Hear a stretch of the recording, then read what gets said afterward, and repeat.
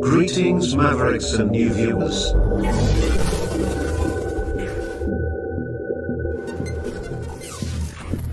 Tonight, direct and live from the Maverick News Network World Studios. This is Maverick News with Rick Walker.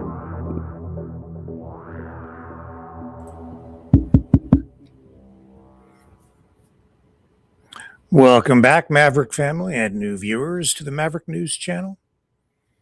We are supposed to have a special guest tonight. I thought he would be here, but so far he has not arrived. I expect he will be along shortly. When he gets here, we will, I think, be getting some inside voices from the Iran war.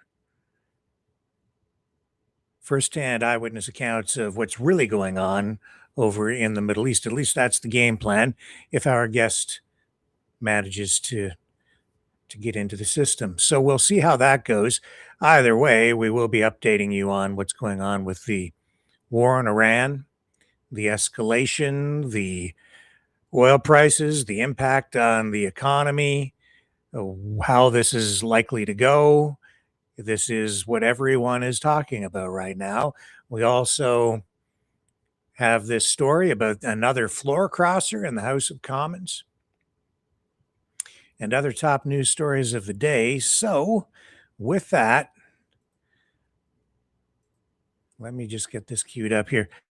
Stay with me. We'll come back on the other side and we'll start digging into today's top news story.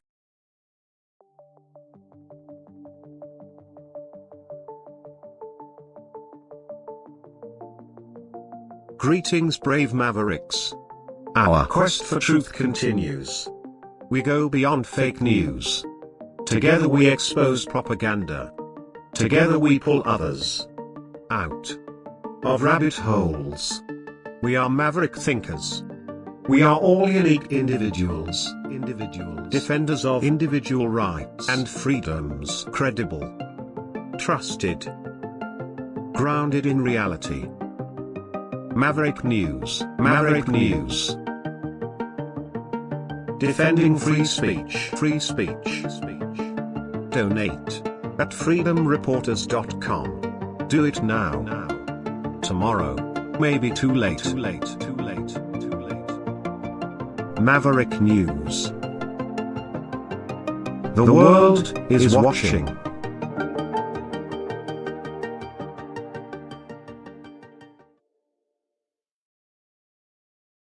Okay, so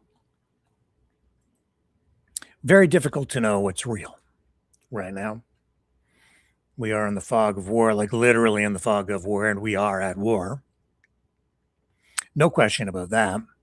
And all kinds of claims being made about this war is over, it's just getting started, conflicting information coming from the White House, from the president himself, the president contradicting information coming from his own administration, from the Pentagon. Nothing seems to make a lot of sense. We still, I don't think, have a really clear idea of what the objective is here beyond bombing Iran. As a result, we're seeing a lot of criticism leveled at the White House, at the United States, at Donald Trump. And there is just a lot of confusion and chaos. Maybe that is part of the strategy. Who the heck knows? And that's the point. Who the heck knows? I'm watching online today videos of bodies being paraded through the streets of military commanders from Iran being paraded through the streets as part of a ceremony of some kind, but I'm pretty sure it's old recycled footage. I don't think it was from today. I just don't know, and it's grainy. On top of that, I'm seeing so many videos of attacks here, attacks there. We have censorship on the rise inside Israel. That tells us something in itself. They don't want the public to see the results of attacks, which clearly must be getting through, at least to some degree there, because if they weren't, they wouldn't have the censorship being ramped up. So that's an issue, because it isn't just what you're being told, it's what information they're withholding from you. Information control is really the name of the game in an information war. Today as well, President Trump holding a rally. And I took note of this today because as he was speaking, he got underway. I was watching it go live. I've got this queued up where it needs to be, I think. He did not lead with his opening statements with anything about the war. It took him, I'd say he was probably a good 10, maybe 15 minutes or more into his address today at this MAGA rally before he even got to the war in Iran. That tells me something as well. He is trying to not highlight this. This is not a winning issue for him, but of course, he had to touch on it. So he did get to it. But as I say, it took about 15 or 20 minutes, maybe, at least 10 anyway. It was hard for me to gauge the time. But here's what he said when he finally got around to talking about it today. Paducah. And as we take decisive action to stop the threat posed by the terrorist regime in Iran with Operation Epic Fury. See, it's a sales job. He is, pitching it, giving you the branding. Is that a great name? See? Well, it's only good if you win. You can only do. And we've won. Let me tell you, we've won. You never like to say too early. Depends on how you define winning, I guess. In the first hour, it was over. But we won. But they gave me a list of names of generals. Sir, you can pick the name you'd like, sir. I said, the name of what? The name of the attack on Iran, sir. And they gave me like 20 names. And I'm like falling asleep. I didn't like any of them. Then I see Epic Fury. I said, I like that name. I like that name. And my administration, as you know better than anybody, is also working to keep the oil flowing. It's flowing all over. We knocked out, they want to drop some mines. Very friendly people, mines, so boats blow up. And we knocked out as of, every hour I have to change because they knock them out so fast. I've never seen anything. Think of it. They knocked out 54 ships in 2 days, and they're real ships. In fact, I got angry at my people. I said, are they any good? Yeah, they're warships. I said, why the hell did we kill them? Why didn't we just capture them and use them in our Navy? They said they wouldn't have qualified for that. But I got a little upset with my people. I said, why do we have to knock them? And actually, one of my generals said, sir, it's a lot more fun. He's in Kentucky, by the way. It this way. But we knocked out 58 naval ships. We knocked out their Navy, okay? Let's put it that way. But they also knocked out the mine layers. They call them mine layers. They put mines in the water. Lovely job. Isn't that nice? Blow up ships. And we knocked out 31 of them. And I was very proud of myself. I said, why didn't you use the weapon that we use on the drugs that come in by sea? Do you know that drugs by sea are down 98%?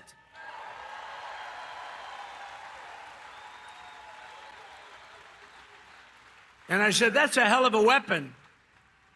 And they said, well, give it a shot. It worked very well. We've knocked out, I think, 28 or 29, all of them, almost all of them. They'll all be gone. By the time I'm finished speaking, they'll be gone.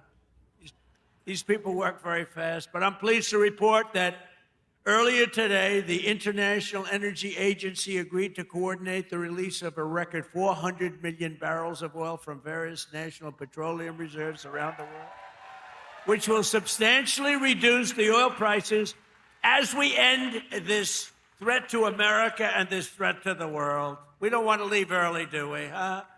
We got to finish the job, right?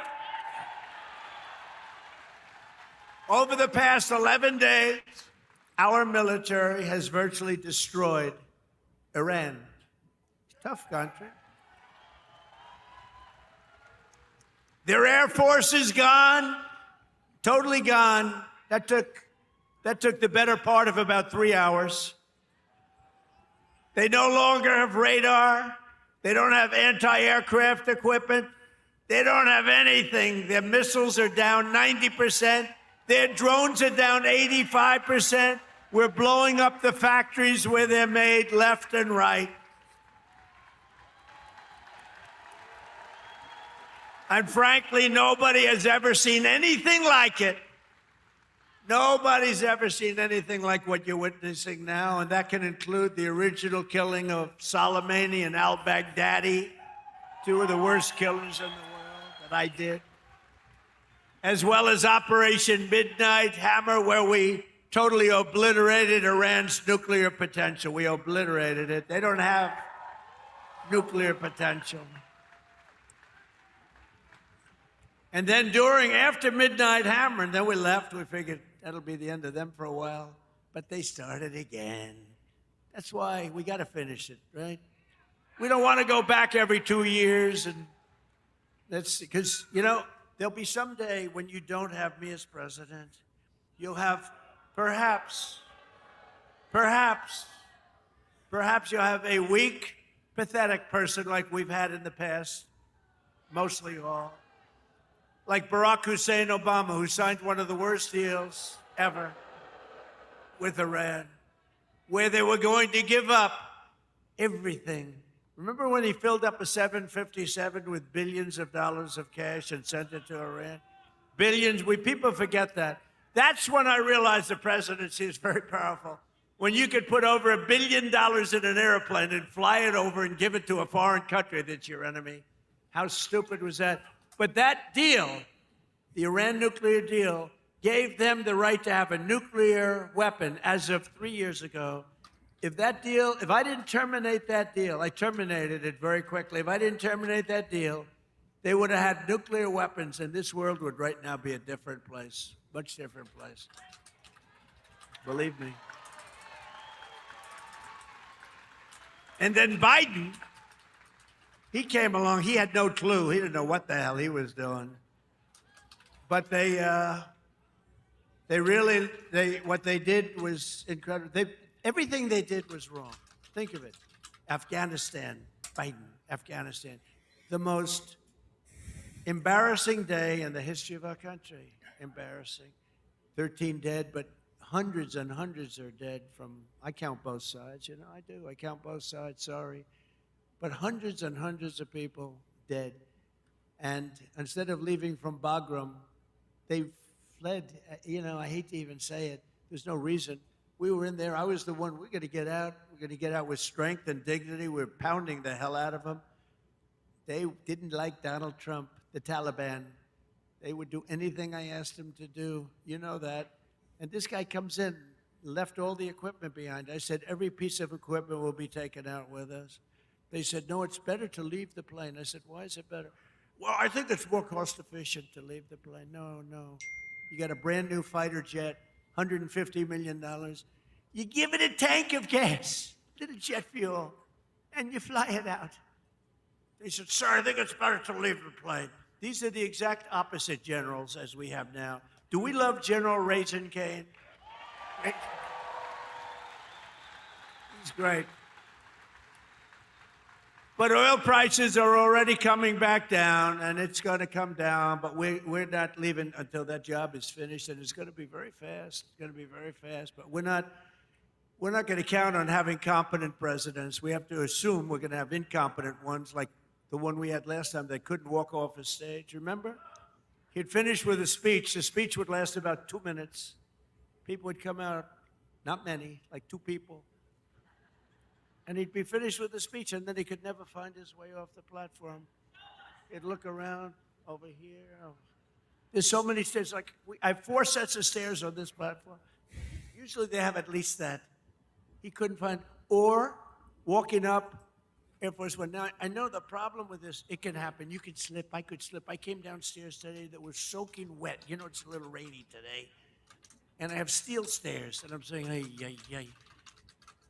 But I do it very slowly. I grab that thing because nobody cares if you set a speed record. The only thing I admired about Barack Hussein Obama, which was nothing actually, but the only thing is the way he bobbed down. Remember, he'd bob. Hey, you talk about unpresidential. He's bopping. And I couldn't believe that he made it without at least a noticeable major fall. But Biden was the opposite. Biden couldn't even walk up the stairs. He fell 3 times walking up the. And the world watches that and they don't like seeing it, although they actually do like seeing it because they say, what the hell is going on? Or when he fell at the Air Force Academy, right? And the general was standing there, could have caught him, but he didn't want to drop the paper that he's holding in his hand. So Biden went down for the count. Now, we have a country now that's respected, and we don't play games, and we have the greatest military, and it's so nice to see. It's so nice to see. And they want to get back in office for the midterms, and you can't let them. Did you see that they went to Munich, right? You saw that, right? You saw Gavin Newsom. He admitted that Gavin Newsom. So I think his career is over, okay? Let's get off the teleprompter do you mind if I get off the teleprompter for a couple of minutes? Because this is, I have these great speech writers. I drive them crazy because half of the time I'm not. But Gavin Newsom, in an interview, you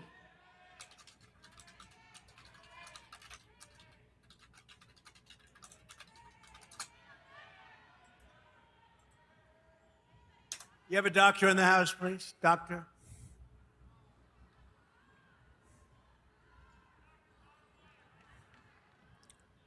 Yeah, take your time, please.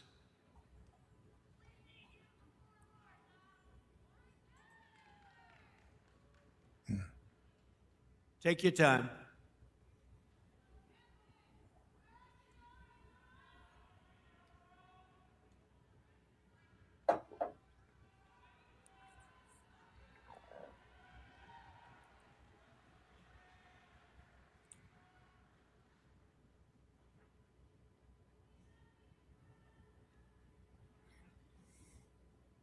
We have all the time. These are great people. They wait so long, hours and hours. They're great people, right? We have all the time, right?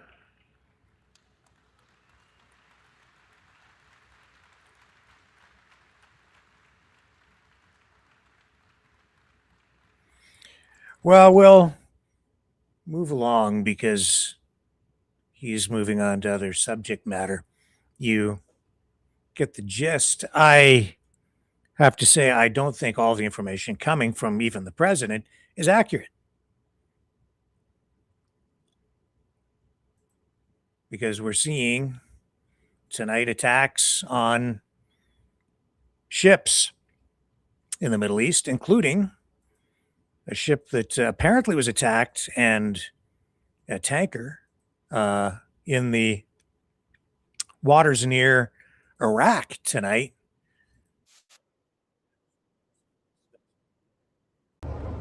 States.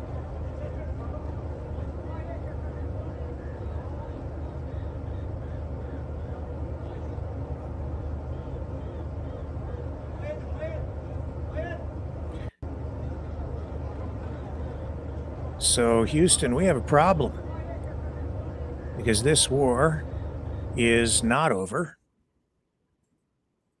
President Trump says the United States has won. I suppose you could say that, but it depends on what you've won. The regime change agenda, which may or may not be one of the actual objectives. We're getting conflicting information on that. It hasn't worked to this point because now we have basically a replacement regime, a 2.0 version of what was in place just before this, with the son of the Ayatollah moving in to take that position. Nowhere to be found, and I can understand why. If I had that job, I'd be hiding too, because clearly he is a target The United States, I think, would take him out in a heartbeat if they could figure out where he is and what he's doing. And with the sophistication, the capabilities of the intelligence services that they have at their disposal, both through the American CIA and the intelligence services with Israel, pretty clear they can probably get that job done. But as much as the U.S. is the world's ultimate superpower, Iran has weapons at its disposal that are far less costly, that allow it to be resilient in the face of overwhelming strength with drones, thousands and thousands of drones. And there is every indication that Iran is still capable of launching these kinds of attacks, drone attacks.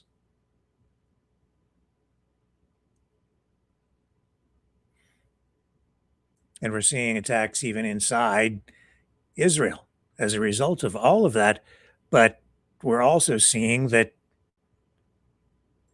there is now censorship in place designed to keep people from seeing what is going on in Israel. They don't want you to see the results of any of these attacks. And our guest still has not arrived. So let me just let's just take a little break here. We'll come back in just a moment, and I'll get some stuff queued up so we can move along smoothly with additional coverage on the war in Iran and other top stories from today. Stay with me.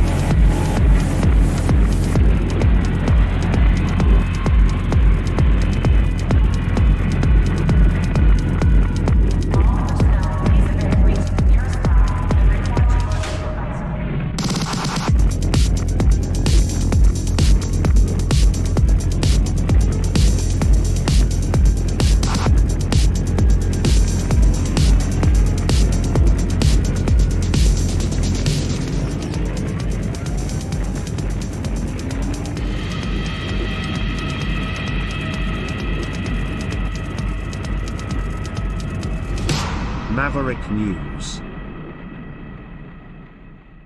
The world is watching. Okay.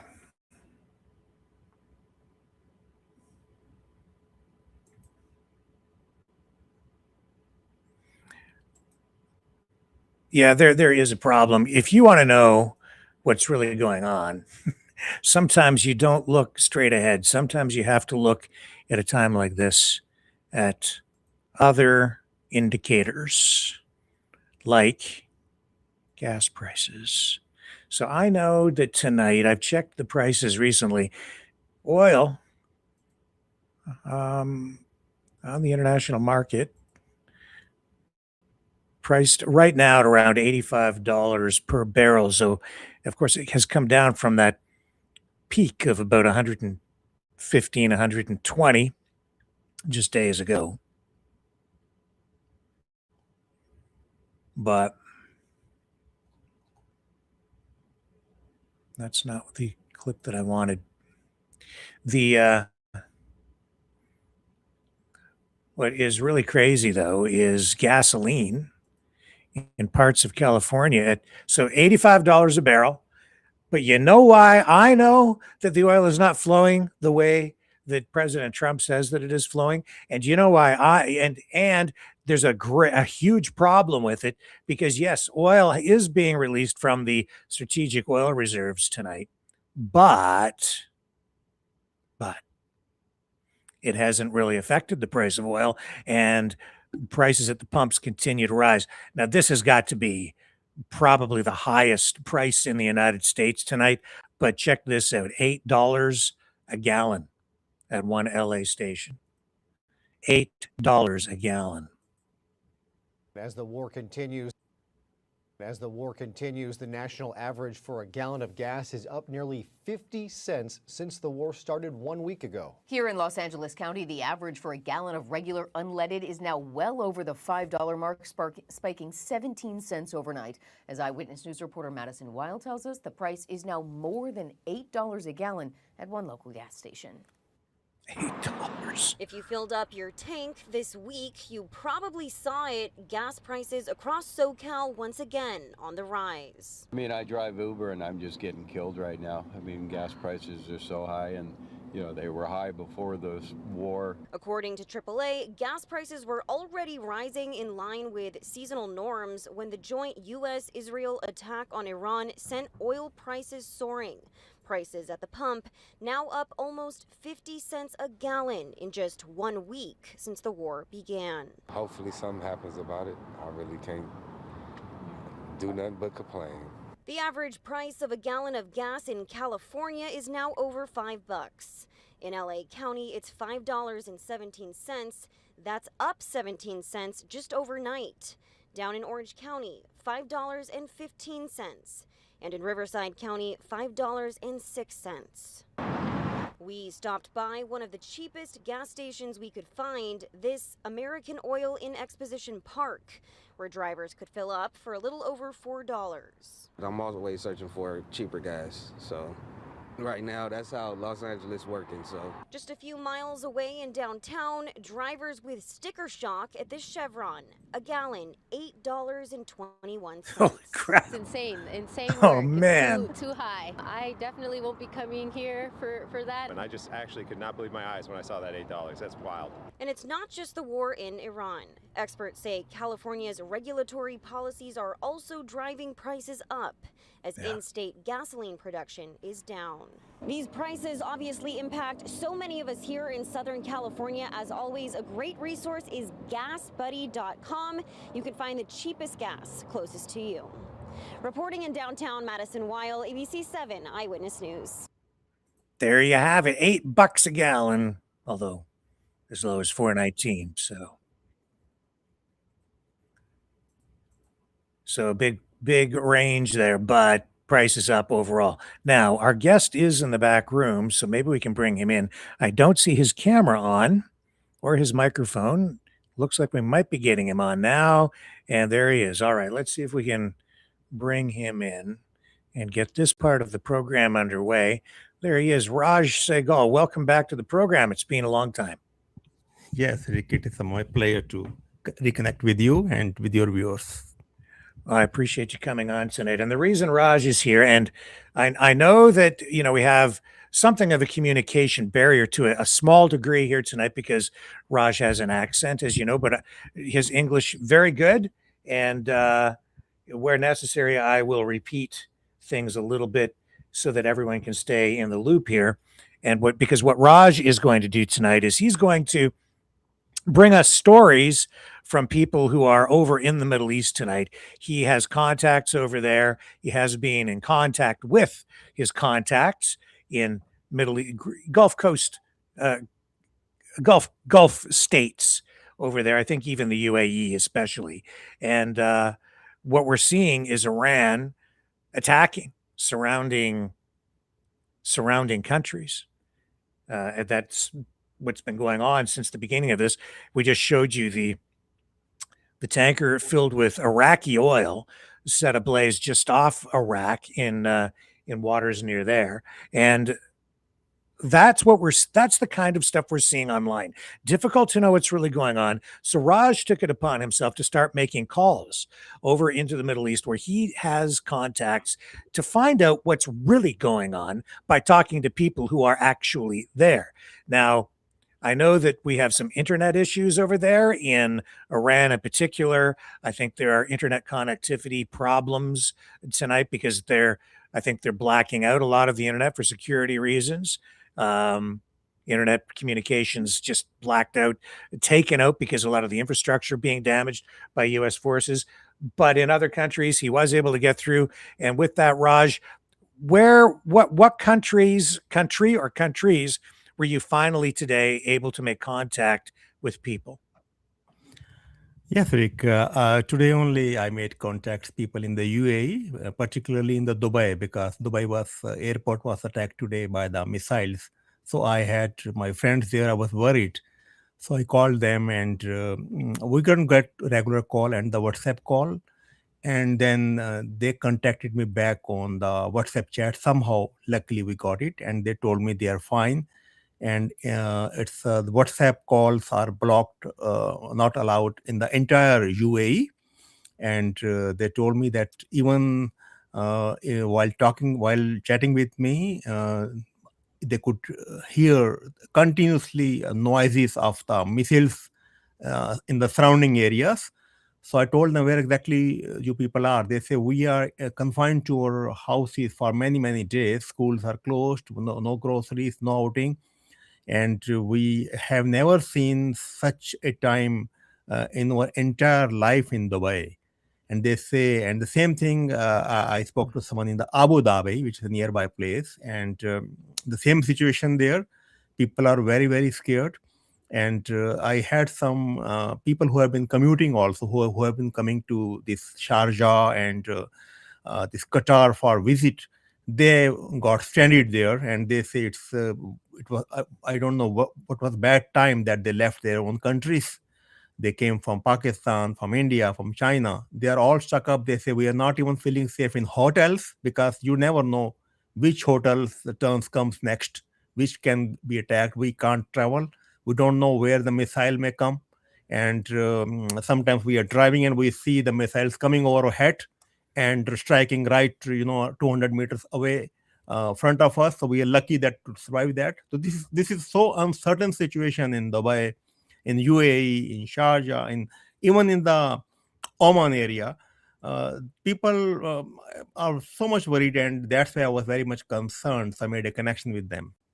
Okay. And just so people understand, I mean, this is a country that has promoted itself and has grown and has become an economic powerhouse because has been viewed as a very safe place in the Middle East. It's a country and these cities are known for luxury shopping, luxury accommodations. Yeah, there's a lot of wealth there. It is basically protected by the United States, and it has been viewed as a country that has been, as I say, very safe, kind of supposed to be neutral, politically Uh, in a way, but it's clearly not, and it has been targeted by Iran. Why do you think Iran is targeting these countries tonight? What's your assessment?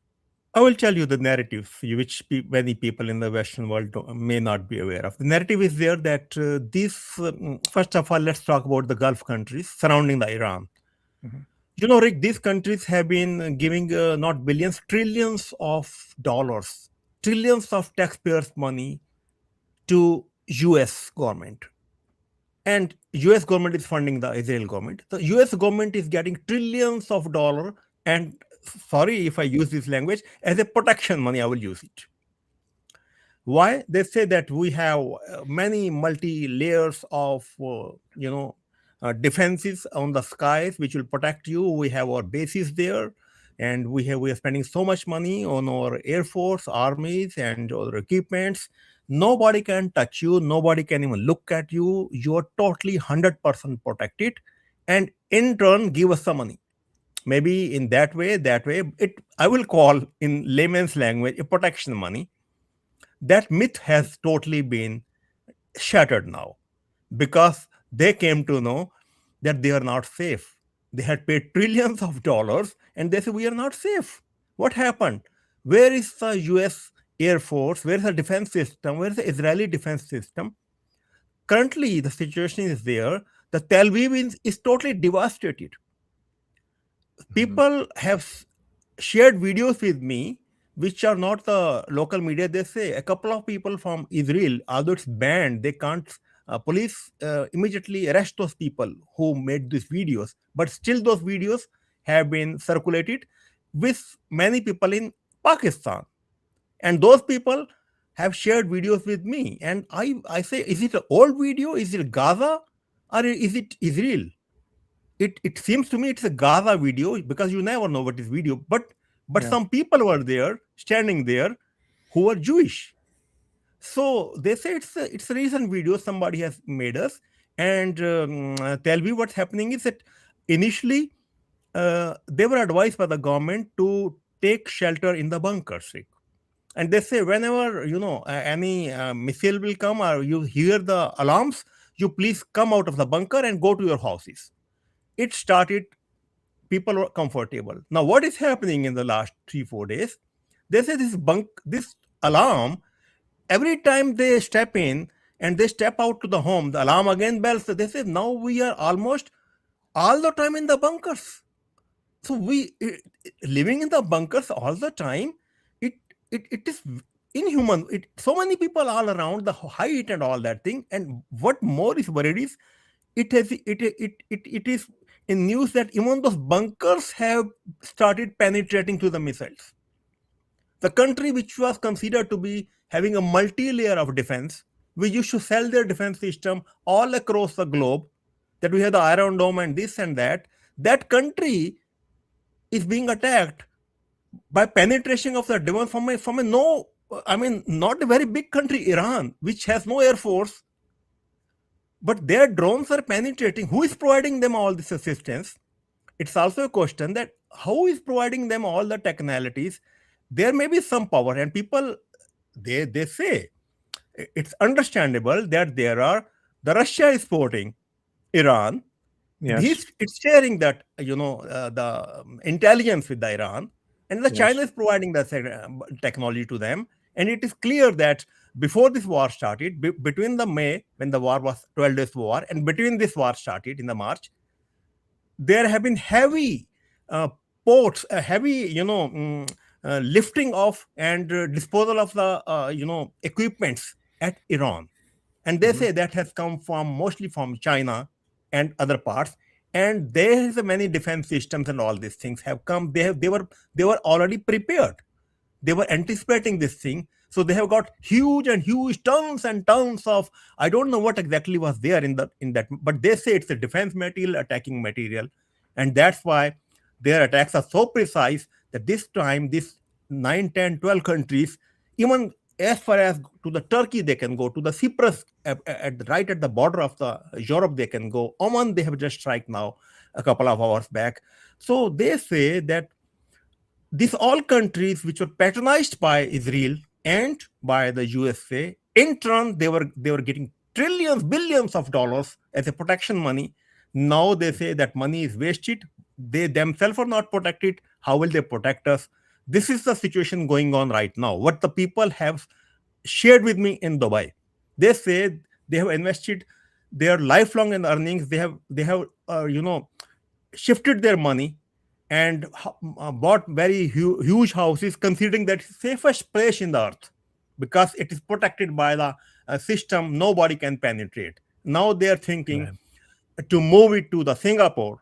And they say we're making inquiry maybe to the Hong Kong, but Hong Kong, they say we might not go because China has the influence. So if I can just slow down just a little bit, just in case people are not getting all of this. Raj is saying he's been in contact with people that he knows over in UAE. This is a country that has been considered to be very safe. People from all over the world, wealthy people, have moved there. It's become a very wealthy place for wealthy people.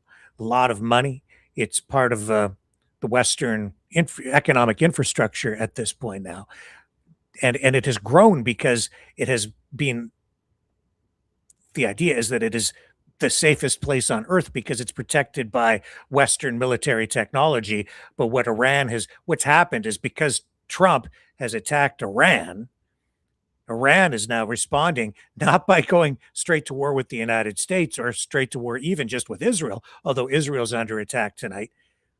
They're also attacking the surrounding countries, including the UAE, showing that they're using these low-cost drones en masse, massive drone attacks, each one probably about $50,000 cost, and they're penetrating. They've been able to penetrate the defenses, and now people who have moved their life savings to UAE to move there to buy homes. They're living there. Now they're not feeling safe. And we're already seeing people making arrangements to move away from the country. So this is going to be devastating for the UAE economy. The country itself is in jeopardy. And you know what this shows me, Raj? Andrew Tate, the social media influencer, who I don't know if you're familiar with, but I've said he's kind of a fake media personality online, driving around in fast cars, and he spends time over in the UAE. When this war broke out, he's been doing all these videos, dancing, saying that it's all fake. The war's not real. Don't worry about it. He's saying that there's been deals made, nothing to worry about. I said, there's something wrong here. This is a performance. And you know what it is? You're bringing us information tonight that's real from people who are really there telling us what's really happening. The country is under attack. His videos are propaganda trying to convince people that there's nothing to worry about because there's so much at stake economically. And he is clearly a puppet of someone. He's making these fake propaganda videos to convince people somehow over here in the West that everything is fine. It's all just a show. Don't worry about it. But that's the fake stuff. That's the distraction. This is him trying to sell people a narrative, even as things are being blown up. So that is not bona fide. Sorry to interrupt you. That is not the situation that this man is trying to portray. Like you said, the drone, they are costing around maybe as cheap as $20,000 only. And that drone, US and Israel have to spend maybe a minimum of 1.5 million equipment to stop that drone. And sometimes even that 1.5 million, one system is not sufficient to stop the 20,000 drone. So Rick, like you said about this Dubai guy, what I have talked to people and it appears now, it's clear now, the people are say, Iranian people also, I talked to a couple of people, they say we have nothing to lose. We have been under 40, 50, 60 years under sanctions and this and that. And these people surrounding us, they were enjoying their life, luxury life. A couple of people have told me, the Iranian, they say, right, we call them our brotherhood countries. They think that they can enjoy wealth. They enjoy all lavish life. And they were not worried. They were paying trillions of dollars to the USA government, and they were allowing their bases around us. And when they killed our supreme leader, we have nothing to lose now. Now we want to taste them their own medicine. Now we'll taste them that how many days can you sustain? And they were telling me they cannot sustain even 10 days. We have sustained for 50, 60 years. They say, you know, Raj, when there is some missiles there, tens of thousands of people are on the road in Iran. And they say, let the missile come. We want to accept the honorable death. Because for them, this is something of a religious war. They, especially because they went straight with a decapitation move and took out the leadership of Iran. They killed the Ayatollah. Now they're calling for a jihad. Not only even the common man I'm talking of, common person who has nothing to do with the, they say it's too much now. We are here in the open area, attack us. And what happened is the people in the Qatar, Kuwait, Saudi Arabia, Dubai, Sharjah, Abu Dhabi, Oman, Jordan, Bahrain, these people are so scared because they have never seen, they were feeling, they were enjoying the protection, a myth. I will not say protection, a myth that we are protected, but that was never tested, Rick, because the patience of the Iran was never tested. This time, I don't know how it strike to Iran to change this modus operandi. They say we are being targeted. People enjoy, they dance. Let's tell them the taste of their medicines. What exactly? And now they say we are hell bent upon, we will devastate the economy of the UAE. We will devastate the economy of the Israel as well as the USA. How many missiles you can make it to? How many how many defense systems you can make it, each costing you $1.5 million to stop over 20,000 drones. We have 80,000. We don't know. Somebody was saying they might be having 80,000 drones. They can prepare somewhere 100 drones per day, whereas this for the defense system, they can hardly make 8 to 10. So they say they're open for the long haul, Rick. The issue is there. USA is now in a quagmire. What to do now? How to move out? Because if they go nuclear, the surrounding countries are all impacted due to the radiations. They cannot do that because the oil wells are there. The Saudi Arabia is next to them, their partner. The Bahrain is next to them. The Qatar is next to them. So they have no option to go to nuclear because that will be very, very devastating. That will become a third war. So what option they have? Because Iran is now striking back. Iran is hit very bad, let me tell you. Thousands of people have been killed. Yeah. It has also become parts like Gaza, continuously bombing by the USA and the Israel. They have totally made some places have totally been hit more than the Gaza. Thousands of people are being killed, but they are standing there. They say no problem. You kill over one general, you kill another general, you kill another person. We are ready to war. Now, so this is the situation now. I mean, with all that being said, we have to, I think I need to qualify everything being said here because, of course, the information we're getting is based partly on what Raj is learning from people who are in surrounding countries. I don't think you were able to speak to anyone inside Iran itself. So we're still assessing this based on whatever information we can get on the internet, just like everybody else, open source stuff, right? And by talking to people, in some cases experts.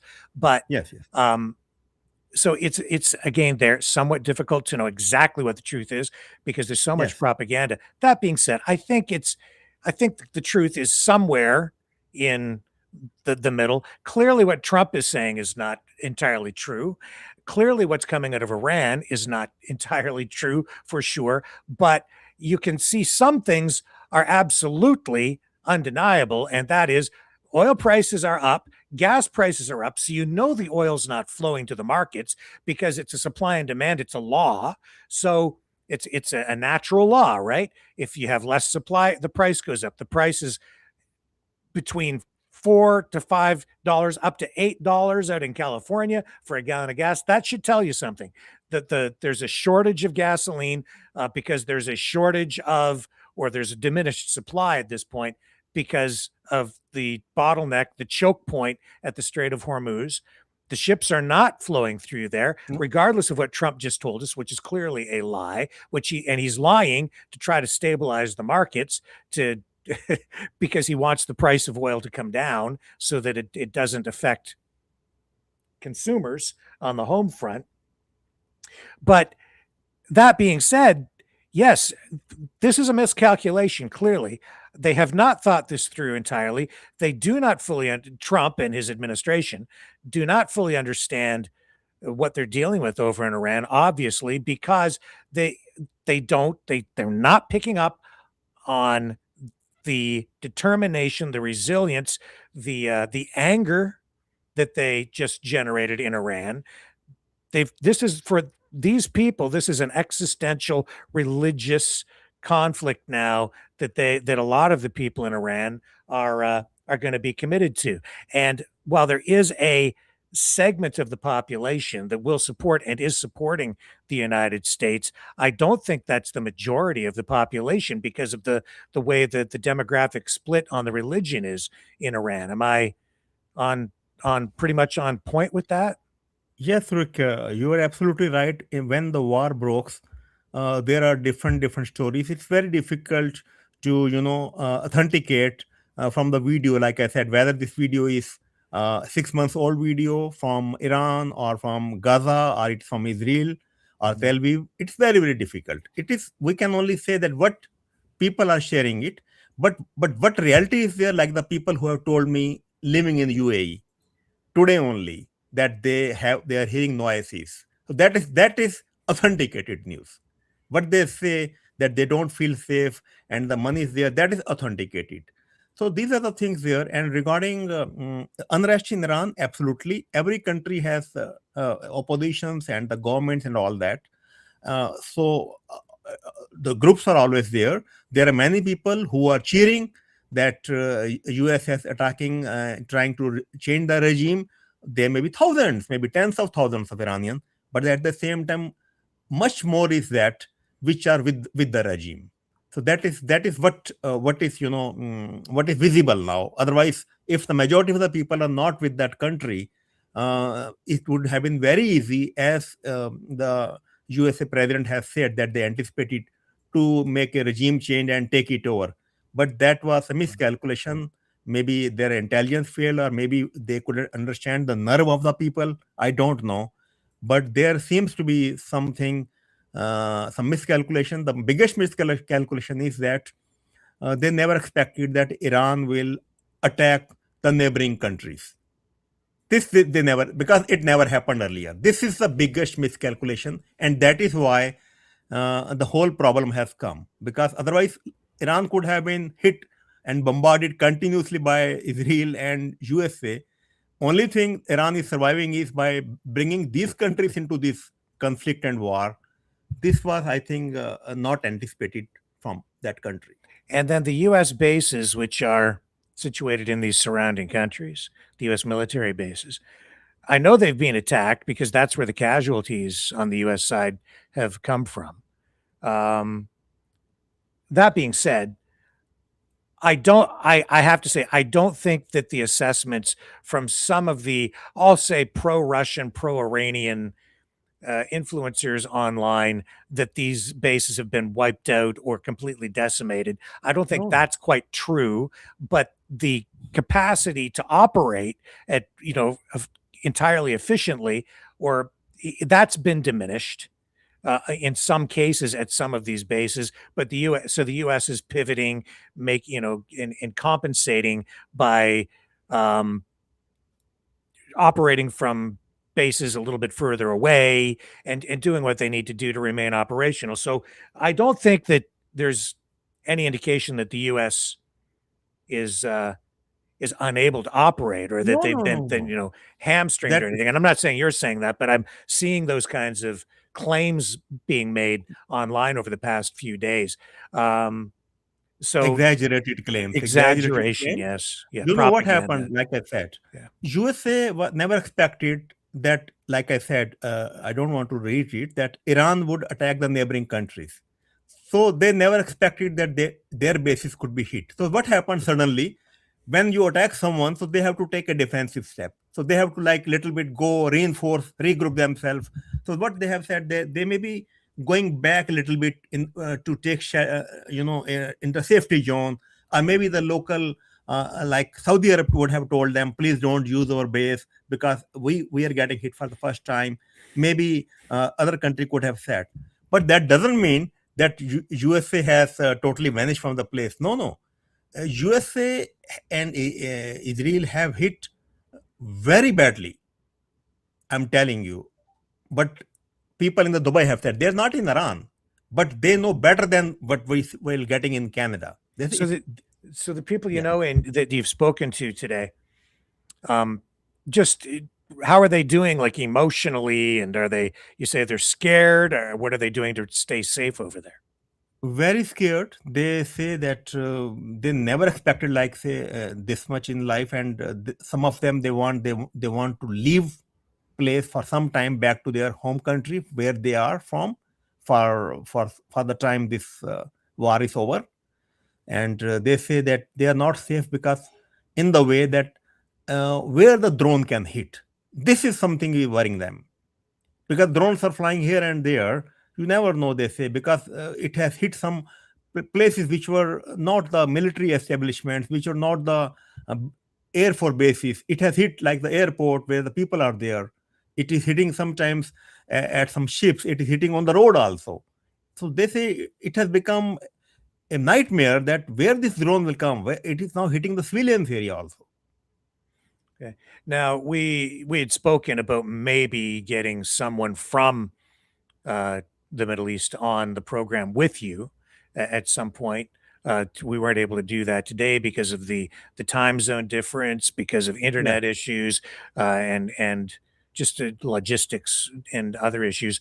But Raj, maybe in the days ahead, as you continue to speak with people over in the Middle East, we can make arrangements to get someone on. And I know that the other issue is a language barrier, because I don't think anybody that you've been speaking to over there speaks English. Is that correct? No, many people speak English, but Okay. yeah, many people who have immigrated to Dubai, they speak English, not the native people. Yes, but I'm talking about what I'm getting at is hopefully we can get somebody on, and if there is a language barrier, if they I will don't, sort it then out. you can Yeah, translate or help. definitely, Yeah, so definitely, I can translate that. yeah. And hopefully the situation gets resolved before other countries are also, being forcefully are being due to some agreements they are being compelled to, dragged into this war. That will become in a very ugly situation. So let's Yes. hope so this issue gets resolved quickly and everybody lives in peace.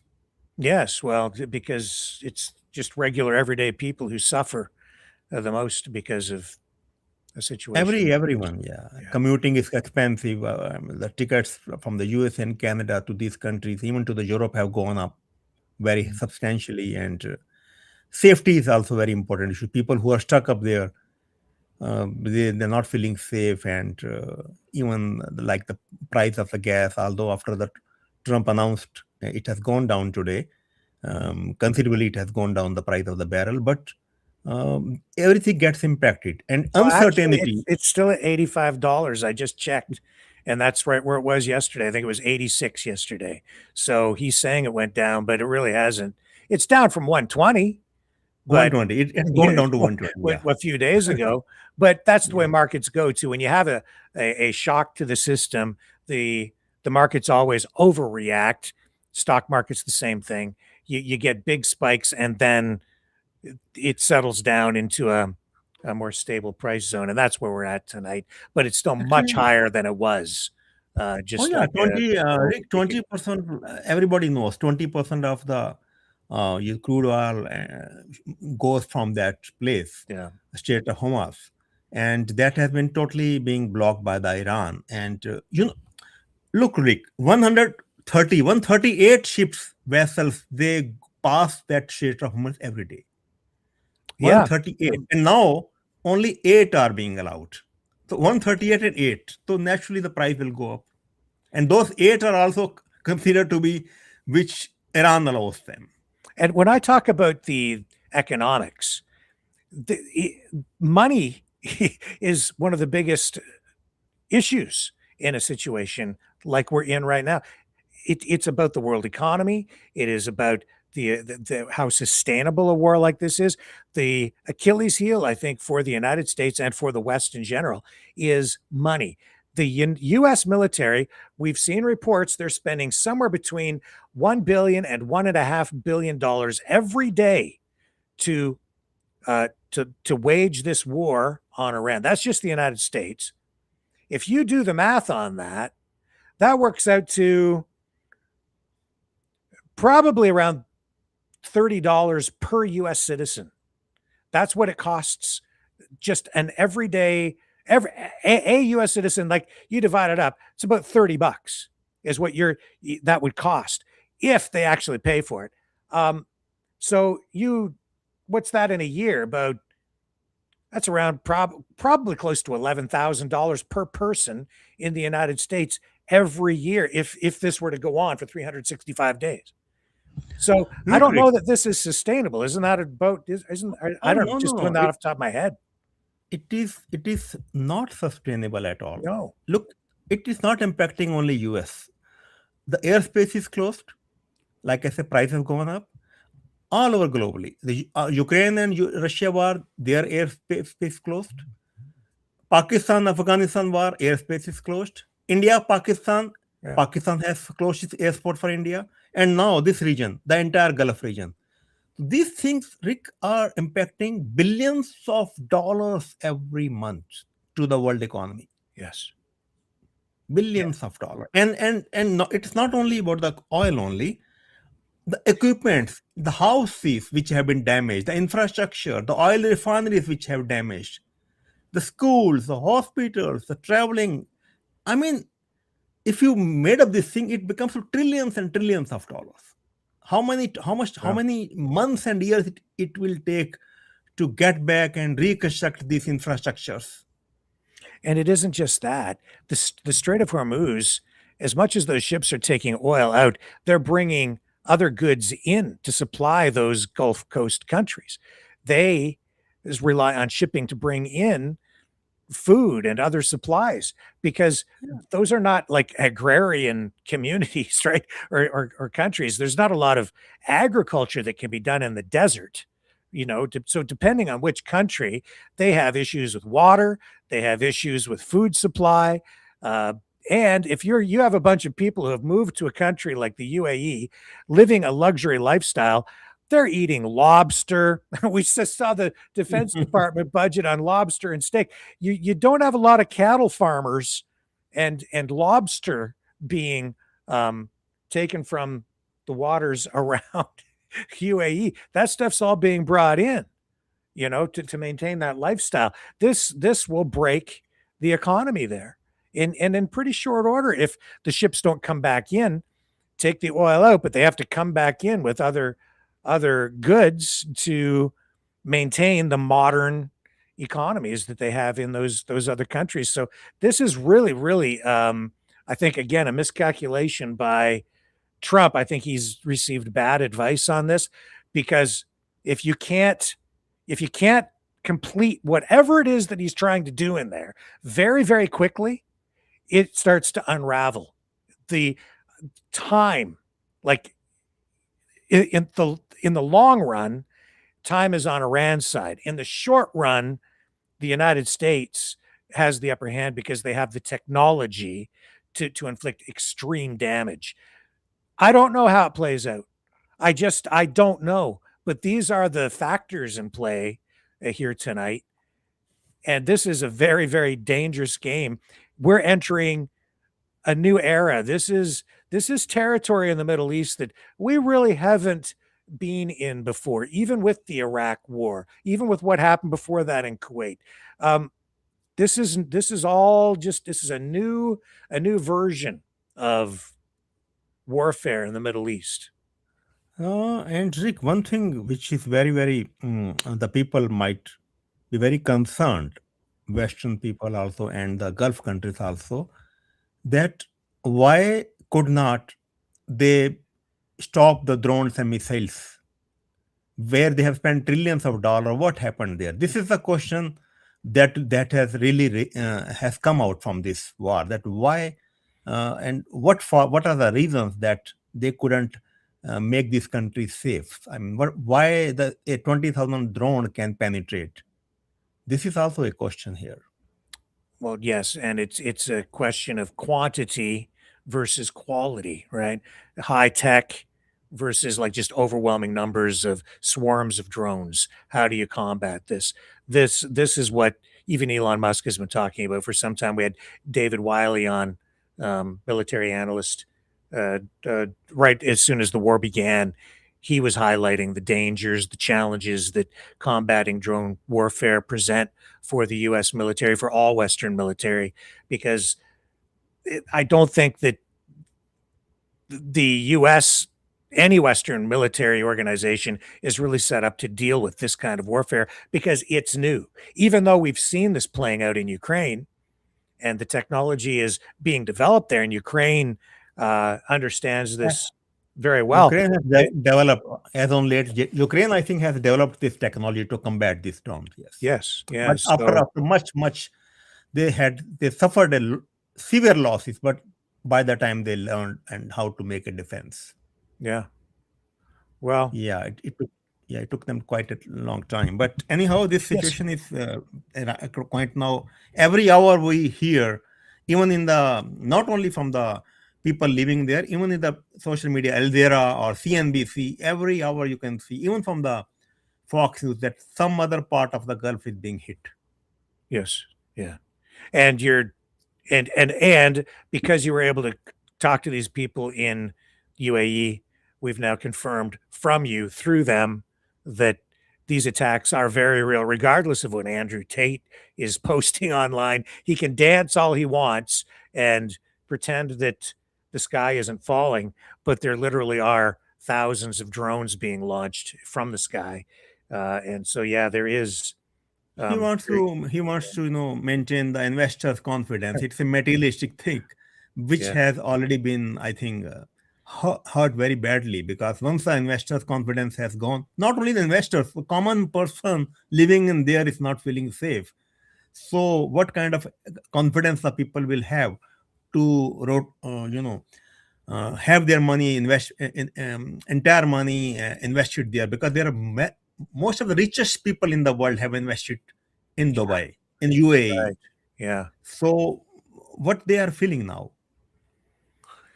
And so now we understand a little bit better the strategy being used on the Iranian side, which is you don't go head to head, you don't attack the United States head on. This is strategic warfare. These are strategic attacks designed to undermine confidence in Western defense, and because the United States and the Western economy is supported largely by the U.S. military industrial complex and the ability to dominate militarily around the world, they're showing that it is vulnerable, that even with $1 trillion budget every year, the United States is not an invincible Godzilla.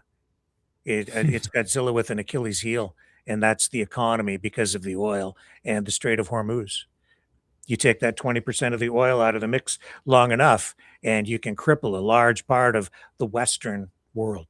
So with that, Raj, I thank you very much, sir, for bringing this to us tonight. Is there anything else you'd like to add to? No, thank you very much, Rick.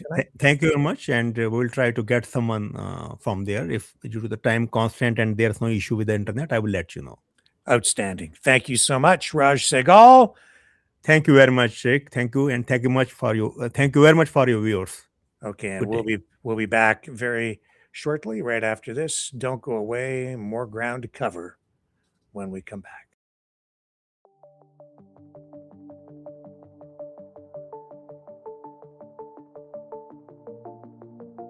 Greetings, brave mavericks. Our quest for truth continues. We go beyond fake news. Together we expose propaganda. Together we pull others out of rabbit holes. We are maverick thinkers. We are all unique individuals, defenders of individual rights and freedoms, credible, trusted, grounded in reality. Maverick News, Maverick News. Defending free speech, free speech. Donate at freedomreporters.com. Do it now. Tomorrow may be too late. Maverick News. The world is watching.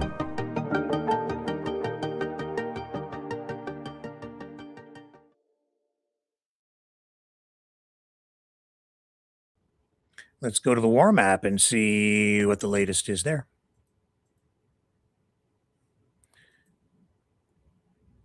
I'll bring it up on the screen, and I think, just coincidentally, I think that the lead headline is out of Dubai.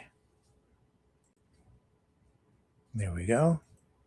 Dubai Media Office Civil Defense controls minor fire that broke out in a building after a drone attack. No injuries reported. That was 1 hour ago in Dubai. Also an hour ago, President Trump has authorized the United States to release 172 million barrels of oil from the Strategic Petroleum Reserve per Sam Waldenberg. And another drone strike reported in Al Jadaf district of Dubai. You can see the images right there, confirming again that these drones are getting through.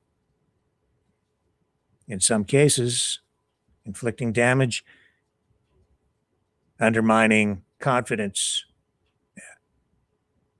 in the ability of the United States to provide security, safety in the region.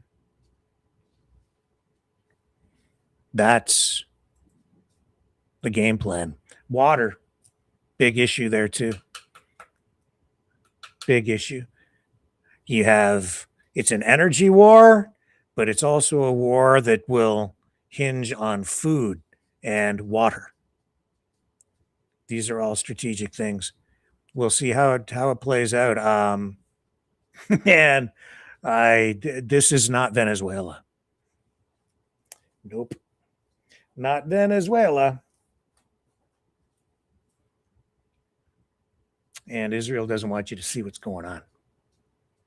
So they've made it illegal to show any kind of video with damaged strikes. I think I have video actually of a Fox News reporter. Yeah, here we go. Let me show you. As much as it is illegal to show this, it was inadvertent because I believe this was a live hit with a drone getting through.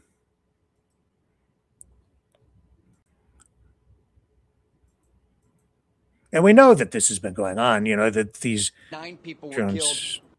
Get through. So here he is, the reporter. Bring him up on the screen, roll the video. You'll see the strike in the background. Did I lose him? No, there he is. Have been able to shoot down much of the incoming fire, but we do see what happens whenever these missiles slip through. Over the weekend, 9 people were killed outside of Jerusalem when a missile hit a residential area. 6 of those people were from the same family. And stay with me here. Yeah. Okay, it looks like there's an impact here. Right on the skyline here, you're going to see some black smoke rising up. We'll see if our cameras can capture it here. Again, this is what happens when these missiles slip past air defense systems. They can be very deadly. And even the shrapnel, Brian, when these missiles are intercepted, can be quite deadly to the population below. Have been able to. You don't go head to head with a superpower. You use other tactics. This isn't going to end the way that I think Trump has been told, because you've seen just through history that if you are a weaker force, but you have a determined population, and this is a determined population because their resilience and the determination comes from their faith, their religion. They're angry because of the decapitation strike and other reasons. And that's why we're in danger of terrorist attacks. That's why they'll resort to guerrilla warfare inside the country in order to keep the U.S. out. This is why sending in troops, putting boots on the ground, that overused phrase, will be very dangerous, probably catastrophic. This may be the moment that defines Trump's legacy, that will define his presidency. What was it? A few weeks back, I did a program right in the thumbnail. Hubris. I used that word. Hubris.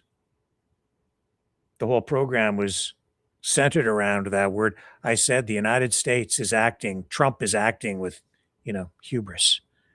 Overconfident. The decapitation, the capture of Maduro in Venezuela, that, I think, gave him the false sense of power that may have led to this. We'll see. He has indicated tonight that this is coming to a very quick end. But we're still getting conflicting information. Also, that girls' school that was struck, the U.S. administration, because I think there is more honesty that comes from the U.S. side than the Iranian side in matters such as this. It looks like it was a U.S. missile that struck the school. And the information coming out tonight, true or not, indicates that it might have been out-of-date intelligence that led to the strike. on that school that resulted in about 160 or 168 people being killed, mostly young girls, children at this school. Trump denying it, just saying, oh no, that was Iran. Then crazy, he says that Iran did it with a Tomahawk missile and that the United States sells these missiles to other countries. I don't think it's true. It just seems like a stupid thing to say that he just made up on the spot on Air Force One when asked about this. Makes no sense. The United States doesn't sell Tomahawk missiles to Iran. That's all crazy. Completely freaking insane. I just own it. A mistake, bad targeting, collateral damage. Give us the explanation. I don't believe that the U.S. military intentionally targeted the school. Some people disagree. I hope that didn't happen. Brightleaf Innovations is excited to offer our newest investment opportunity, the Turn Easy Bed Storage Solution. Turns with a touch, spins all the way around. Every little thing you need is easy to be found. No more clutter, no more mess on the floor. Just spin it, reach it, you don't search anymore. Turn Easy Bed, spin your world around. Storage made simple, the best you found. Shelves your way, keep the mess away. Charge it, store it, night or day.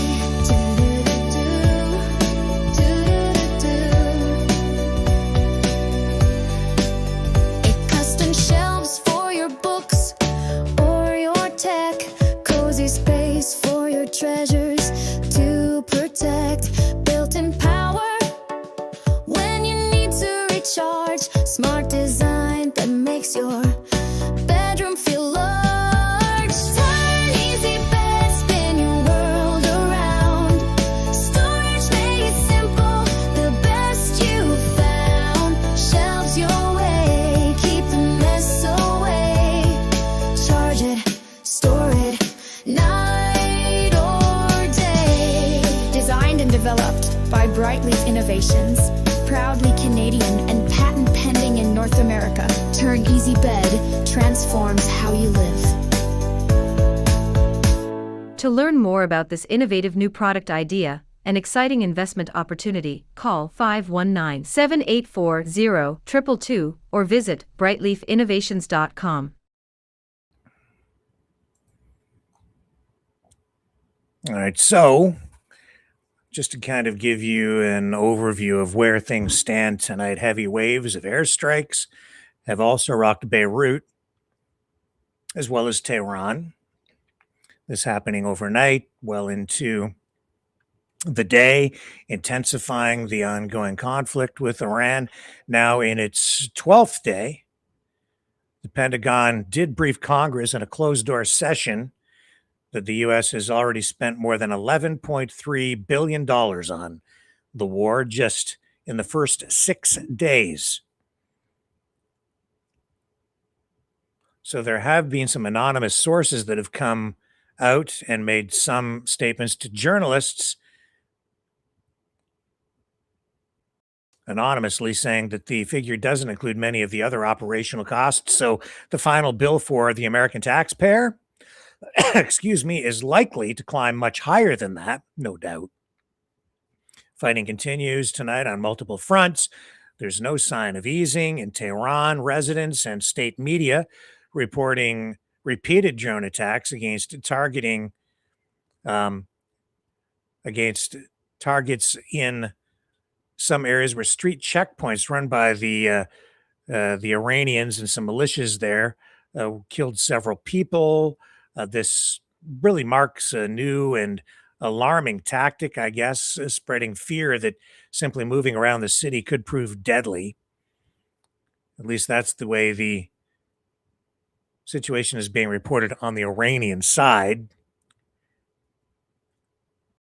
Now, Israel has also carried out intense strikes in Beirut's southern outskirts. In fact, Ian sent me a message mid-afternoon saying that he was watching a live feed out of there and saw a massive explosion. Beirut is a key Hezbollah stronghold, a proxy of Iran. The Israeli campaign in Lebanon, triggered by Hezbollah rockets fired in support of Iran, has now killed more than 600 people and displaced over 800,000, according to Lebanese officials. Several Persian Gulf nations reported intercepting incoming Iranian drones or weapons. Oil prices climbed today a bit, despite this coalition of more than 30 countries pledging to release strategic reserves to calm markets. They had dropped a little bit. They're back up, as I said at last time I checked, about $85 a barrel. Fears persist over Iran's threats to disrupt the Strait of Hormuz, which is being disrupted. Clearly, the oil not getting through because you're seeing the impact on the price of oil. That is a telltale sign, undeniable. There have been some other developments that we're kind of taking note of here tonight as well. Iran's UN representative told the Security Council that more than 1,348 civilians have been killed in the country. Dozens more have died from Iranian drone and missile strikes on Gulf states and Israel. 3 cargo ships were attacked in or near the Strait of Hormuz over the past 24 hours. Iran, which has declared no ships may transit the Persian Gulf without its approval, appeared to claim one of those incidents. The International Energy Agency announced its 32 member countries will release 400 million barrels from strategic reserves, yet benchmark crude jumped from around $89 a barrel before the announcement to over 92 in the afternoon trading, back down to about 85. I'm not sure exactly where it is at the moment. U.S. gasoline prices, as we indicated here, rose for the 11th straight day. We showed you the prices in Southern California. Of course, taxes there are pretty high to begin with, so they have among the highest prices in the entire country. And then we brought you that speech from Trump in Kentucky today, where he again offered mixed messages on the war. He claimed victory is near, saying, over the past 11 days, our military has virtually destroyed Iran. Their air force is gone, totally gone. But then he turns around and insists the fighting ends only with Tehran's unconditional surrender, and Iran shows no sign of stopping its attacks.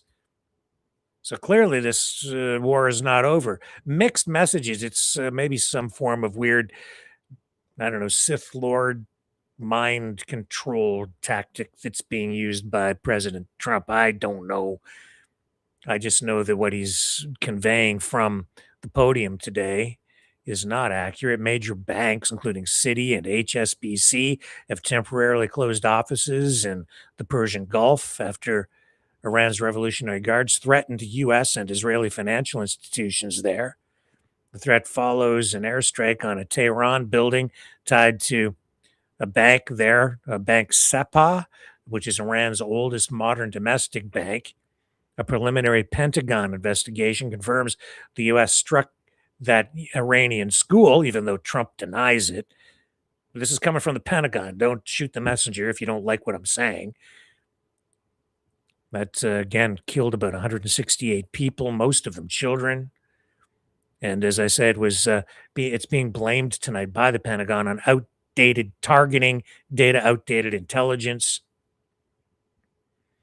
Trump sat there on Air Force One and said, no, Iran did it. Iran did it. But, he knows that lie will make its way around the world before this ever catches up, if it ever catches up, this piece of information from his own administration. Finally, Iran's new supreme leader, Mujtaba Khamenei,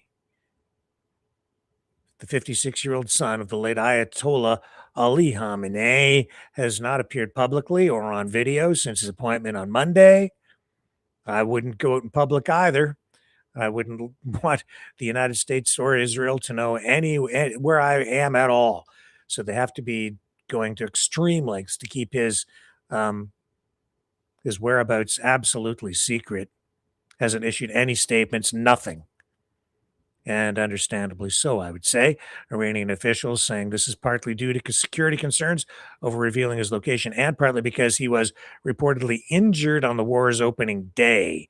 Now, I don't know if that's true. All kinds of social media posts regarding that I brought forward last night. I indicated that there were even reports that suggested he had passed away, died, succumbing to his injuries in an attack.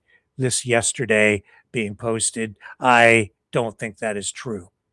If it were true, well, maybe the United States, maybe Israel, they don't know. Maybe. But I suspect that if he were dead, we would know about it. I don't think there's any question of that. The fact that we're not hearing otherwise tells me he's still alive. So we move on. We move on back to Canada, where, related to this, today, members of Parliament, Conservatives, spoke with reporters on Parliament Hill, calling for the deportation of Iranian regime-linked individuals. Here's Melissa Lantzman. She's also there with Pierre-Paul Huss and Michelle Rempel-Garner. Let's bring this up and away we go. To, as Tucker Carlson would say, Ottawa. He's so worldly. There have always been conflicts abroad, and rarely have we seen them spill into our streets the way that we have since this Liberal government has been in power. We now know from the Iranian community right across the country, from many others, that there are hundreds of IRGC agents presently on Canadian soil, using Canada as a safe haven to organize and to fundraise and to terrorize diaspora communities right here at home. We have seen now critics of the Iranian regime from out west, an investigation now being treated as a homicide, somebody who is critical of that regime.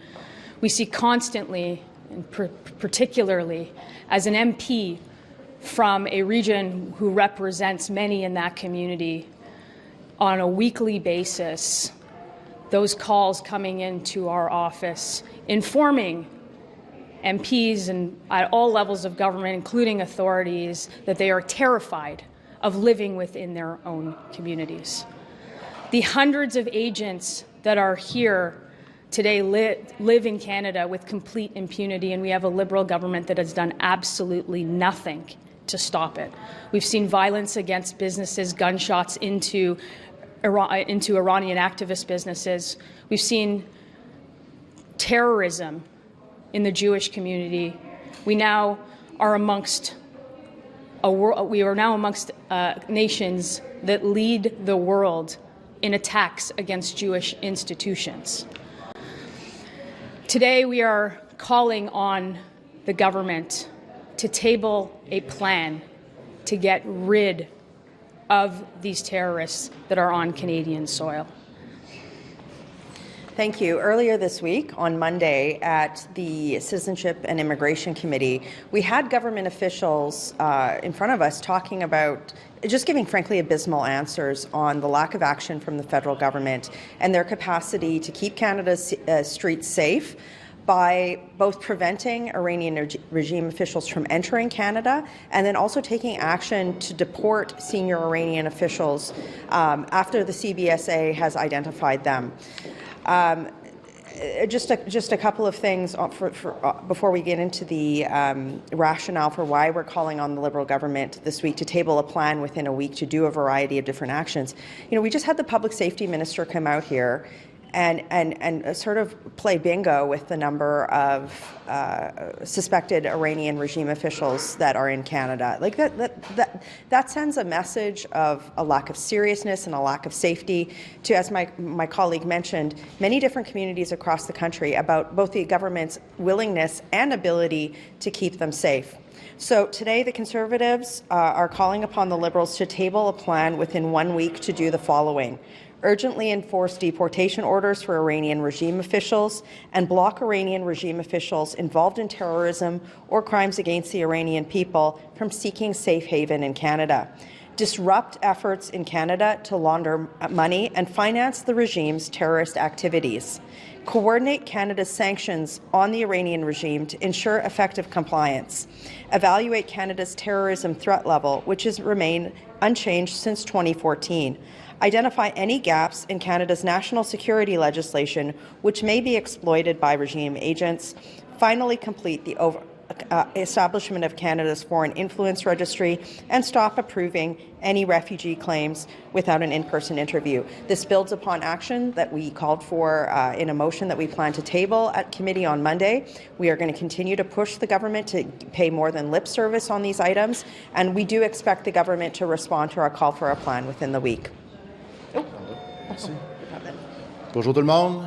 Donc, depuis trop longtemps, on voit des conflits qui ont lieu à l'étranger s'importer ici même au Canada. On a des actes de violence à Toronto, Montréal, en particulier contre la communauté juive, et différents autres actes de violence. Parmi eux, nous savons qu'il y a des hauts responsables du régime iranien.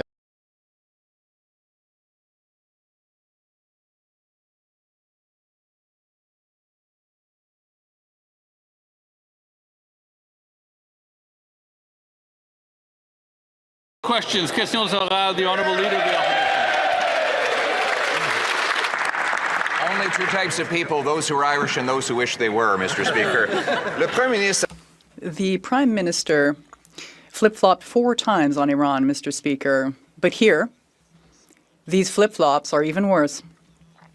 The Liberal government is denying a report from Global News that says that there are 700 agents of the Iranian regime that are here in Canada. Yesterday, they admitted that 239 of them have had their visas withdrawn, but only 1 has been removed. So there are about 238 regime agents here in Canada. And when we see terrorist attacks against synagogues and elsewhere, we wonder, will the Prime Minister flip-flop again? Or will he explain to us how many agents of the Iranian government are here threatening Canadians? The Right Honourable Prime Minister. Thank you, Mr. Speaker. This is a very serious situation. The government has already prevented 10,000 Revolutionary Guard members from this country. There are 170 investigations underway, and as the Minister of Public Safety just said, there are 28 that are currently being reviewed intensively. The opposition. Mr. Speaker, the Prime Minister had 4 flip-flops on Iran in just the same number of days. This is a pattern. He's also flip-flopped on oil and gas. He wrote a book called Values, in which he said he wanted to keep 50% of our energy in the ground. He said in that book he wanted to raise carbon taxes. And then he claimed that he had flip-flopped on that, while he's since kept in place every anti-development law that Trudeau passed. He has renamed the carbon tax, and he's brought in an industrial carbon tax that has driven away an $8 billion project. So will he flip-flop again, reverse these Liberal policies so that we can actually supply the world with the energy it needs in this critical time? The Right Honourable Prime Minister. Mr. Speaker, I appreciate receiving this gift on this day honoring Ireland. Canada is increased at record levels our oil exports. Canada has approved under this government Silicon. Canada has approved and started one of the biggest LNG. Canada is working to the lowest carbon LNG and the lowest carbon oil exports in the world. We will maintain and increase our competitive position. We're driving straight forward. Hear, hear. The leader of the honourable leader of the opposition. Speaker, he's driving in circles. He said that he did not want, he wanted to keep 50% of our oil in the ground. He supported blocking the pipeline to the Pacific. He's not approved a single oil pipeline, and his major projects office has not approved a project of any kind. He's just tried to take credit for a project approved by Prime Minister Harper. Next, he'll be trying to claim credit for the Canadian Pacific Railway. So will the Prime Minister flip-flop again? Reverse his support of an industrial carbon tax, the Liberal anti-development laws, and get out of the way so that we can build pipelines to the Pacific, power paychecks for our people. The Right Honourable Prime Minister. Mr. Speaker, as I said in my book, as it is the policy of this government, we want the lowest risk, the lowest carbon, the lowest cost oil and gas, and that's what makes ours competitive. That's the story of Canadian LNG. That's the story of the MOU with Alberta. That is the story of Bay du Nord. That is how you drive the country forward, not off a cliff like the member opposite. I'm hearing a little too much of the member for Vernon Lake Country Monastery. The honourable leader of the opposition. Mr. Speaker, the world cannot put meaningless pieces of paper and meaningless MOUs in their gas tanks. They need real energy that comes out of our ground. Now, the Prime Minister said he wants to keep it in the ground. And yet today we had the hilarious spectacle of the Liberal Natural Resource Minister saying Canada will do what it can to help with its stockpiles for the current energy shortage. Our stockpiles are zero, Mr. Speaker. So will the Prime Minister flip-flop again, adopt my policy that we should have a strategic oil and mineral reserve so that we can supply the world in the future? The Right Honourable Prime Minister.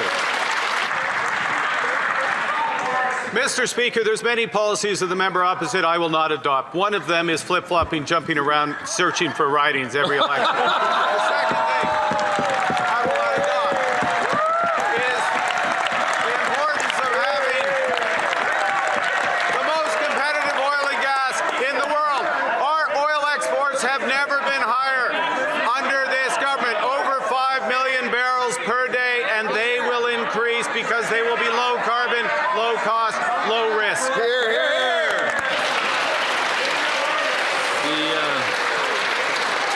The honourable leader of the opposition. Mr. Speaker, sometimes he makes it too easy. Today we have zero oil stockpiles. We have a strategic maple syrup stockpile, Mr. Speaker, which the Prime Minister could use to put maple syrup on the pancakes that he flip-flops on. But, Mr. Speaker, we don't have any oil to supply to the world in the time of this crisis. Will he reverse the anti-development policies that he has supported that has come from the previous Liberal government in order to unlock our production, power the world, and the paychecks here at home? The Right Honourable Prime Minister. Mr. Speaker, this is the way the G7 oil reserve works. If you are an importer, you have to have an oil reserve. If you are an exporter, which Canada is under this government, if you have record exports, which Canada is under this government, that is how you supply the world. I salute the work of the Minister of Natural Resource and the Minister of Finance, working with G7 counterparts, confirmed with my G7 leader counterparts today to release 400 million barrels from that strategic reserve that Canada. The Honourable Leader of the Opposition. To release 400 million barrels of oil from that strategic stockpile, how many of those are coming from Canada? Exactly zero. And the Prime Minister's excuse, the reason why we have no stockpiles, he says, is because we're a producer of oil. This is exactly the opposite of logic. The United States is a producer of oil. They have stockpiles. We have reserves, which the Prime Minister is successfully keeping in the ground. Just last week, we saw an $8 billion project canceled under his watch. We're importing gas from Australia. Why won't he get out of the way so we can produce our own energy?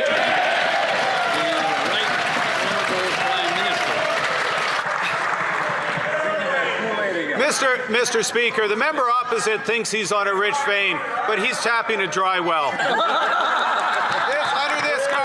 Under this government, production has never been so high. Exports have never been so high.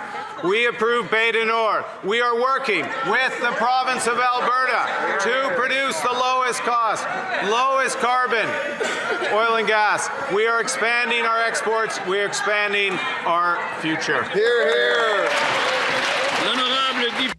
The Honourable Member for Saint-Jean. Mr. Speaker, 85,000 seniors have been unable to access. Okay, while all that's going on, the FBI is warning that Iran may have plans to attack California with drones in retaliation for the war. This is a warning from the FBI that is being reported on tonight by ABC. I think they're the first actually to report this. They're warning police departments in California that in recent days, or have been in recent days, that Iran could retaliate for these attacks against Iran by the U.S. and Israel, launching potentially drones at the West Coast. So, says here, quote, we recently acquired information that as of early February 2026, Iran allegedly aspired to conduct a surprise attack using unmanned aerial vehicles from an unidentified vessel off the coast of the United States homeland, specifically against unspecified targets in California, in the event that the U.S. conducted strikes against Iran. This is according to an alert distributed at the end of February. It goes on and says, we have no additional information on the timing, method, target, or perpetrators of this alleged attack. Let's go to ABC for this. Iranian drone attacks on our homeland. A new alert reviewed by ABC News revealing Iran's aspirations to conduct a surprise attack specifically against unspecified targets in California. The FBI saying it's warned police departments across the Golden State now of strikes by unmanned aerial vehicles or drones as tensions rise in the Middle East. Let's get straight to our chief investigative correspondent, Aaron Kontersky. Aaron, what are you learning? We've reviewed an alert that came within the last couple of weeks, Kira, just recently from the FBI to law enforcement agencies up and down the California coastline, warning that Iran is aspiring now to perhaps launch some kind of a retaliatory attack on the U.S. mainland using drones on the West Coast. The alert that we reviewed said an uncorroborated report suggested that unidentified Mexican cartel leaders had authorized attacks using drones carrying explosives, so they know that capability exists. And the separate alert that we've reviewed, Kira, says that Iran has those same kinds of aspirations. So the U.S. has broadly known for some time that drones could be deployed against the homeland. We know that Iran has been using drones significantly in this 12-day-old war with the United States. That's what killed the first 6 U.S. service members in this war. But now the FBI is specifically warning police agencies in California along the Pacific coastline that Iran is aspiring to use them to attack in the West. So why California? Why the West? Good question. And that's not exactly clear, but perhaps there's thought that Iran has these things pre-positioned on ships that are still in international waters or that could float through international waters. We know that we've previously reported, Kira, on Iran's desire to perhaps activate sleeper cells in the United States, although that's certainly far from confirmed or far from anything operational as far as law enforcement knows. It's not clear why the West Coast as opposed to the East Coast, but that's what the alert from the FBI says. All right, Aaron Kontersky, we'll stay on top of it. Thank you so much. You know what that makes me think of? Makes me think of Pearl Harbor, but not so much Pearl Harbor, what came after Pearl Harbor, the Doolittle raid. Yeah, they after Pearl Harbor, which happened in 1941 in December, there was a North American B-25 Mitchell bomber. And the United States, because they'd been attacked by Japan, decided that they wanted to launch an attack against Japan, a counterattack, but that was very difficult to do because at that time the geography was so far away that Japan, I don't think, even believed that the United States could reach them effectively with bombers. But then, when was that? It was April of 42, about 4 months after the Pearl Harbor raid, and they launched this. Well, at the time, I guess it would have been almost seen as crazy, but it was called the Doolittle raid, and it was led by Lieutenant Colonel James Doolittle. What they did is they launched this B-52 off an aircraft carrier, which I don't think anybody thought could even be done, but they did it. They managed to make it work, and they targeted military and industrial sites in Tokyo. And the raid didn't really cause that much physical damage at the time, but it was a psychological blow to Japan. It was as much a PR or an information warfare strategy at the time to send a message back to Japan that the United States was coming. They were going to fight back. And the planes at the time, there is a movie made about this. The planes were not able to return to the carrier. So most of the crews involved, because they flew other planes too, cover for the B-52s.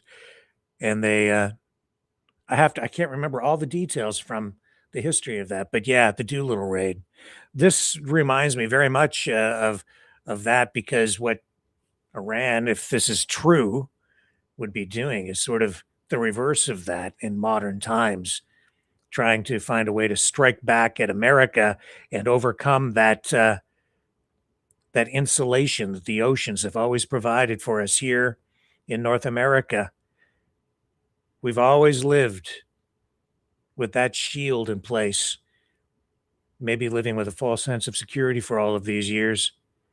Well, maybe that security is about to evaporate. Another possible sign of a gross miscalculation because of one president's hubris.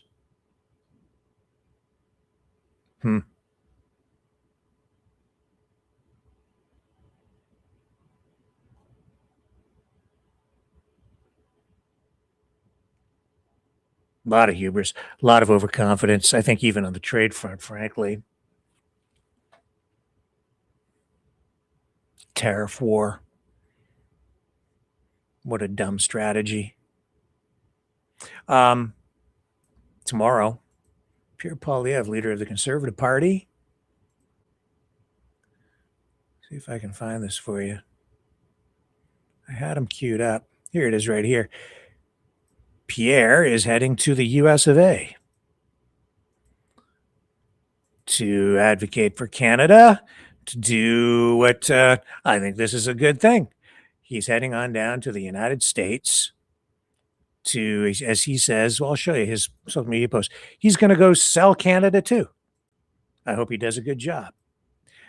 Tomorrow, he says, I am traveling to the United States to stand up for Canadian workers and fight for tariff-free access to our closest neighbor and the world's largest economy. Canada must continue to make our case on how free trade is a win-win for both the American and Canadian people. Here's his accompanying video. Pierre Poilievre is a salesperson now. This week, I'll be heading to the United States to stand up for Canada and Canada. Hang on. Let me get the audio up. Here we go. This week, I'll be heading to the United States to stand up for Canada and Canadian workers. First stop, Michigan, where I'll meet with auto leaders and state legislators to defend an integrated North American auto industry and fight for tariff-free trade that protects Canadian jobs. Then I'm off to Texas to advocate for Canadian energy because our resources make both our countries stronger, safer, and richer. And finally, I'm headed to New York to deliver a keynote address on the historic partnership between Canada and the United States, two neighbors, allies, and economic partners. As I said in a recent speech, we need to leverage the relationship we have with the American people. We should all be reaching out to American business, unions, media, governors, investors, mayors, civic leaders, and the administration itself as we work to fight for tariff-free trade and security cooperation. Look, Canada can't control every decision made in Washington, and I'll leave the negotiating up to our government. But we can leverage the goodwill and shared interests with the American people. And we can control what we do here at home by building our economy, unblocking our resources, and becoming stronger and more self-reliant. By building our leverage to achieve our objectives. That's how we defend Canadian workers. That's how we protect our sovereignty. And that's how we build a Canada that is stronger at home and unbreakable abroad.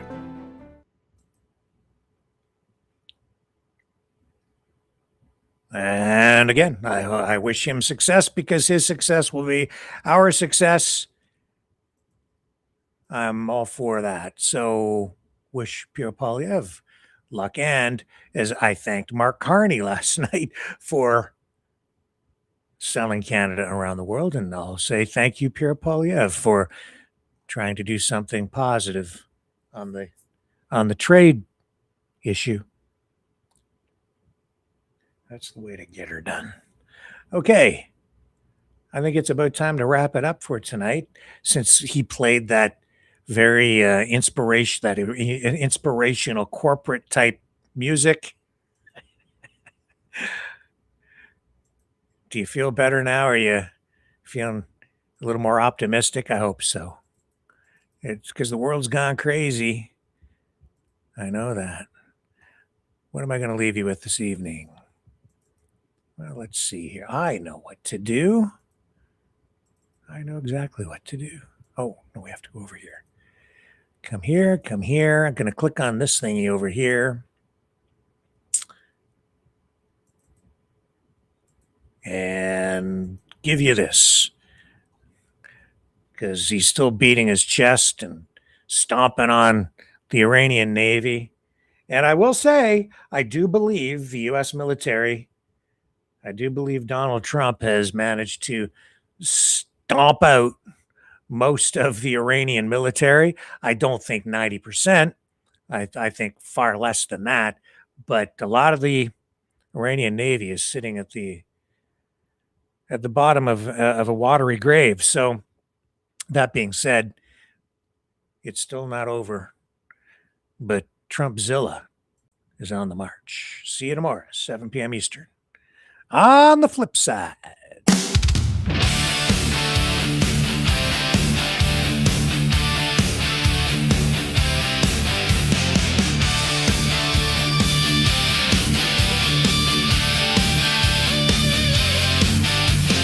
Rising from the blast, forged in fire. Storming the swamp, taking it higher. Walls come down, cities quake. No one stops him, no mistake. He's mean, he's green, he's a nuclear machine. Trussilla. He's mean, he's green, he's a nuclear machine. Trussilla.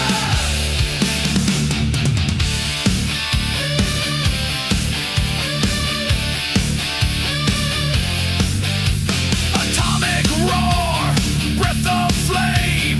Foes run scared, screaming his name. Drains the swamp, turns them to ash. He'll fry your ass in a nuclear flash. He's mean, he's green, he's a nuclear machine. Trussilla. He's mean, he's green, he's